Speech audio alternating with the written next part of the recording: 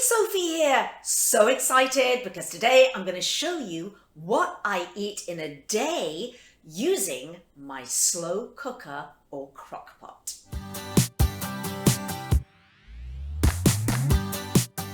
Okay, so night before, this is when the whole process starts, just before I go to bed, I will get my slow cooker out, ready to go.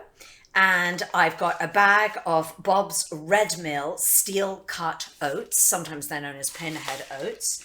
And I'm going to do half a cup in here. And half a cup is enough for a smallish portion for my husband and I. Maybe I'll do 3/4 of a cup if I know that that's all we're having. So literally, I just throw it in like that. So that was half a cup of steel cut oats. And this is the perfect exact quantities that you need for the perfect texture. And 2 cups of filtered water. So half a cup of steel cut oats and 2 cups of filtered water. Then the only other thing I sometimes just pop in there is 1 pitted Medjool date. You don't have to cut it up. You don't have to chop it up. Just throw it in there. Some people like to put a tiny pinch of salt in there as well. I don't. And the date will just give it a tiny bit of sweetness. Voila. Time to go to bed. Oh, I forgot to say one thing. Put it on the lowest setting. So when you're doing overnight oatmeal, this is probably about it'll be about 10 hours. By the time I get up and I do my little intermittent fast, by the time I eat, it'll be about 10 hours. So it's on the very, very lowest setting that it can go.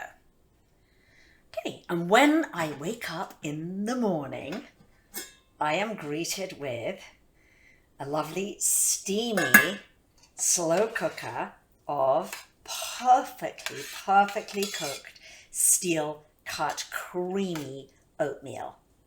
So there's nothing that makes me more happy in the winter to wake up to that, because then I don't have to cook breakfast. So I will add it to the bowl. And of course, oats are so heart healthy and full of fiber and all the beautiful things that we want.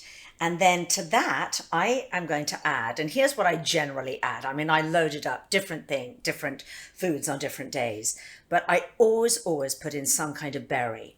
So here I have some blackberries and some wild blueberries. So they're going in so that I get all those antioxidants.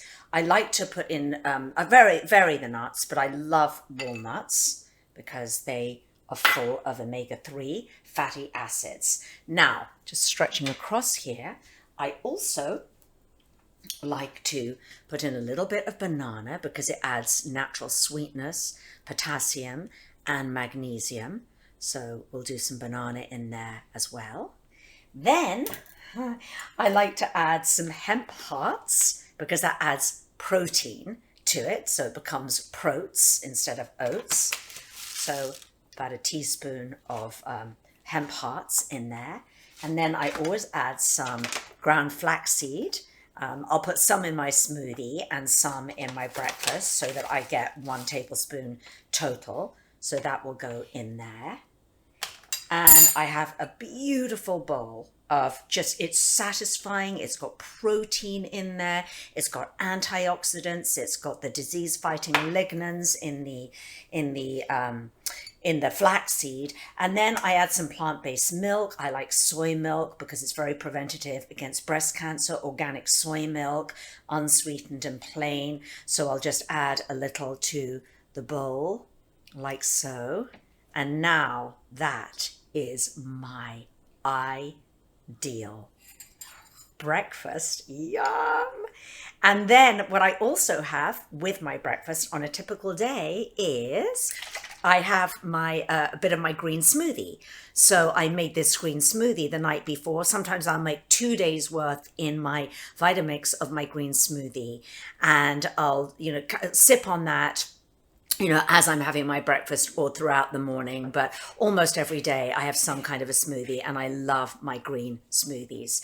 So that is what I eat in a day for breakfast, and particularly during the winter to get these or the spring and the winter whenever it's cool, to get this lovely warming breakfast in. Okay, so I've just rinsed out the oatmeal now, given it a good wash, my trusty 360 slow cooker, in my opinion, the best slow cooker on the market. And now, the minute I'm done with breakfast, it's back on the stove because I'm going to start cooking dinner. All right, so I'm going to cook one of my favorite stews, which is a very, very hearty mushroom stew. It's almost like a beef stew, but with no meat in it. So one of the reasons I absolutely am obsessed with this particular slow cooker is that it's almost like in between a kind of pressure cooker and not, because it has this vapor lock technology when you put the lid on it, and it's made of surgical stainless steel, so it's non-toxic, it's super healthy. I've had this one for about 8 years, 10 years, and I use it during the winter twice a day, every single day. And the thing that I love most about it, it goes from the stovetop to the base. So to make this stew, I'm putting in a little bit of veggie broth, because I don't use oil when I cook or saute ever. You don't want to create those free radicals. It's just not healthy when you can use veggie broth or water. And then I'm just popping in about a cup of yellow onion. I just want to show you how easy this is. It's just insane. And you will come back to a stew that I can't even tell you. You know, when my husband walks into the kitchen, or anyone walks into the kitchen, they're just like, oh, please, that is the most insanely delicious smell. It's such great comfort food. So that's just gently sauteing in there. Now to that, I'm going to add some garlic, quite a lot of garlic actually. There's about 3 cloves of garlic in there. I like it nice and garlicky.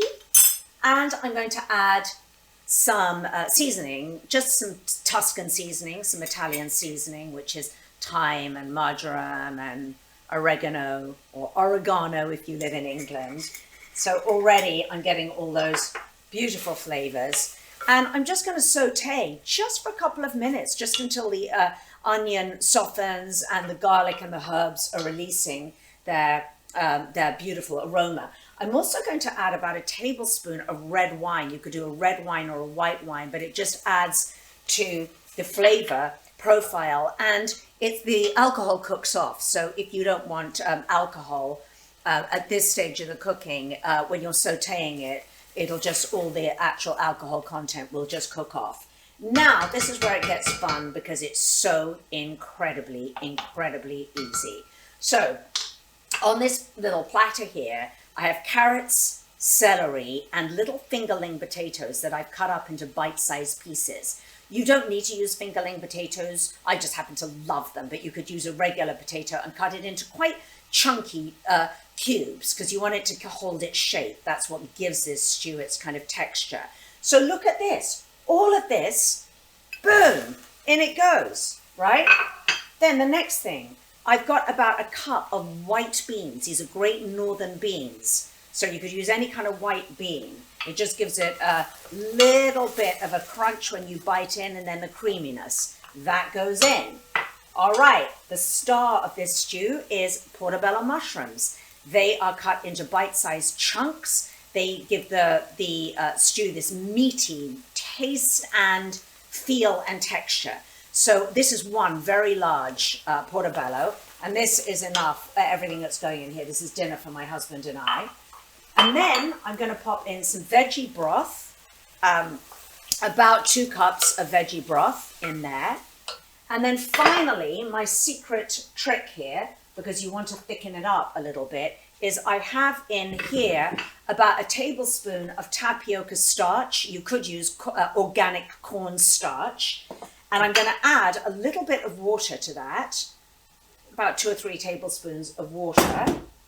And I am going to mix it up to make what's called a slurry. Fancy name for just mixing it up with water. You just basically dissolve it. And then you're going to throw that in there, because it's going to give you this very, very thick gravy. Boom. That's it. And now I'm going to do a little bit of ground black pepper. I'm going to do a tiny bit of sea salt, but I generally like to salt my food at the end. And then, my friends, all I do, that took less than 10 minutes to chop all that, put it in the pan. The top goes on my 360 and it'll form a lock, which is what this 360 cookware does. So it's almost already pressure cooking now. But then, and you can do this with any slow cooker or crock pot, but this I do highly, highly recommend. And by the way, we're going to pop it on the base now. And by the way, 360 cookware will always give my audience a discount, a 20% off discount by using the coupon code Sophie20. I'll put the details underneath this video. And then you see, I'm just popping it right on the base there. And what I'm going to do, because I like to leave it all day, so from after breakfast until dinner time, till 7 at night, I will put it almost on the lowest setting. So on the 360, you've got 1, 2, 3, 4, and it's in the 3. And when I come back, it's just exactly how I want it to be. Okay, so after I've got my stew bubbling, I then make my lunch. So what I eat every day for lunch is a really large salad. And in my salad, I have a lot of non-starchy vegetables, such as carrots and red cabbage and kale. And I often put in cucumber and fennel and really whatever I can get my hands on and looks good and is in season in the grocery store. I also, there's two things I want to point out here that I really love to add to my salad.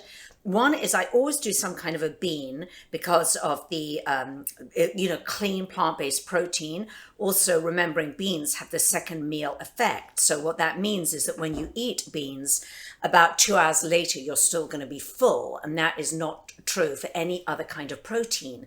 So I like beans. And also they're one of the most excellent sources of fiber. They feed the good bacteria in your gut, and we all want a really healthy gut. The other thing that I try to eat maybe 2 or 3 times a week in a salad is beet. So these are gently steamed. Sometimes I have it raw, and that's because they're very good for liver cleansing. They help thin your bile, which helps your liver to do what it needs to do, all the detoxing that it does so well. So then what I do is I'll generally use an oil-free dressing. I might put some seeds and nuts in my salad.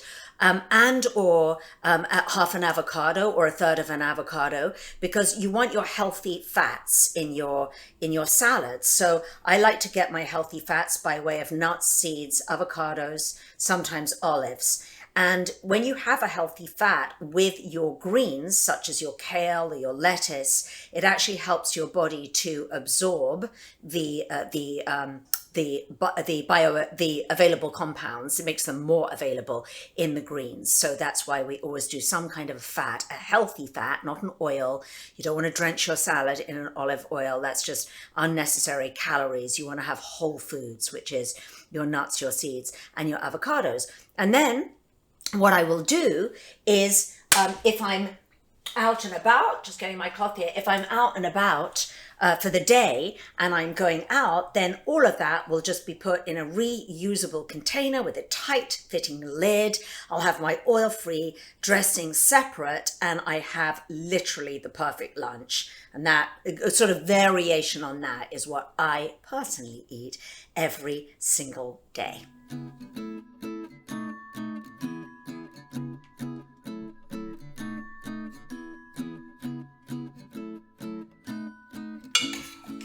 So time to get dinner ready now. So this is enough for my husband and I, but if I have guests coming, I will do, obviously I'll do double this. And sometimes I make double it anyway, and I will freeze half of it just to save time. I'm all about saving time, and it freezes really, really well. And then I just finish it off by sprinkling a little bit of fresh flat leaf parsley on the top. Okay, so you can see that that was easy, very affordable, delicious, and all the foods are disease fighting too. So what more could you ask? If you enjoyed this video, please check out some of my other videos on food and nutrition, and please make sure you subscribe so you don't miss any of the new ones coming down the pipeline.